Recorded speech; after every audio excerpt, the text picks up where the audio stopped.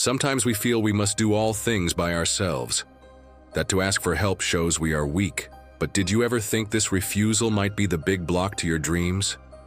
This story is of a young man, David, who tried to do all things alone to get his dreams. But on the way, he knew his own limits. And more, he learned that asking for help does not mean you lost. Truly, it is a step on the way to doing well. If you want to know, stay with us to the end of the story. Once, in a little town with green farms and rough roads all around, lived a young man named David. Most folks in the town were growers of food. Life was calm there, but also had many hard things. David, who was 23, worked making things from wood. He learned this skill from his father, now gone. He had a small shop in the town, but the roof was breaking down. Each day, David worked by himself, making chairs, fixing old tables, and talking to buyers who always tried to get lower prices. After all his hard work, he made just enough money to buy bread, soup, and wood for the cold days. But David was not happy with only just enough. In his free time, he would sit by his small window and look at far hills and dream. I will have a big shop for my wood items. People will come from far places just to buy my wood items. But real life still was hard. Each time he tried to keep money, a cost he did not plan for came up. A leak in the top, a tool that broke, or a doctor's bill for his ill mom.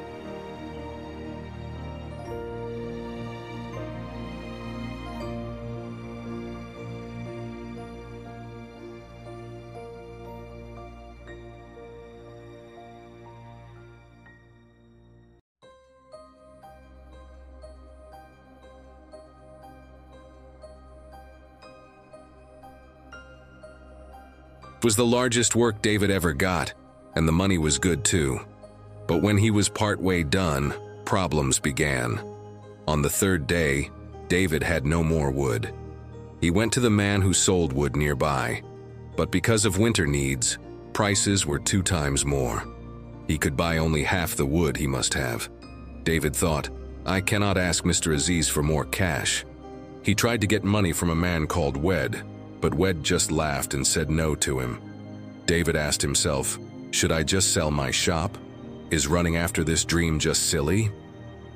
That night, he sat on an old seat, looking at the small cash left on his table, thinking if he was wanting too much. Then he recalled what his mother said. David, each big thing begins with one small step. Do not fear to begin, even if it is very hard. The next day, with new strong feeling, David went to the big town. He took with him a few small wood items, some chairs that fold he made, to try to sell them. It was a chancy thing to do. If he did not sell them, he would not have cash to even go back home. He put up a very small stand on a busy spot of the town's market. At first, no one looked, but near midday, a rich lady came by and liked his work very much. She bought all of the chairs in the end. With that cash, David bought the wood he had to have and went back to the town. He made the table just in time. Mr. Aziz was very, very happy. You are a skilled young man, he said. Never stop trying for your dream. But that was not the finish of the hard things. A few weeks after, news went around about David's good work with his hands. Orders began coming in fast from towns and places near. Then came a very big chance. A man with a business from the big town asked for 10 eating tables to be ready in just 1 month. For this, he offered a lot of money. It was a great chance, but also a very big test. Short time, good wood, no help, and a small shop. It looked almost like it could not be done. Still, David said yes. That night, he sat down to make a plan. If he worked all the time from sunup to sundown, it might just be possible. But he did not have enough cash for the wood. In the end, David chose to sell the last thing he had from his father, a gold watch. It meant very much to his heart. As he stood in the jewel shop selling it, tears came to his eyes. But he knew it was just one more step. And sometimes you must take chances to get something big.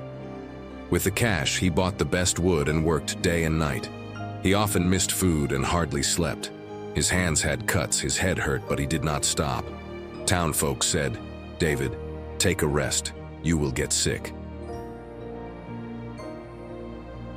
In the last week, one of the tables kept on breaking because of a bad spot in the wood.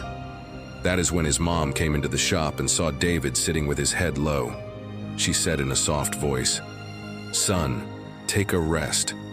Life is not just about running after dreams. You must look after your own health too." With tears, David said, "I just want to show I am able to do this." "Don't fret, Mom. We are going to get out of this poor life soon." She put a hand on his arm and said, "You have already shown many things. Your hard work, your calm waiting. But recall, if your health gets very bad, all this good work will be worth nothing."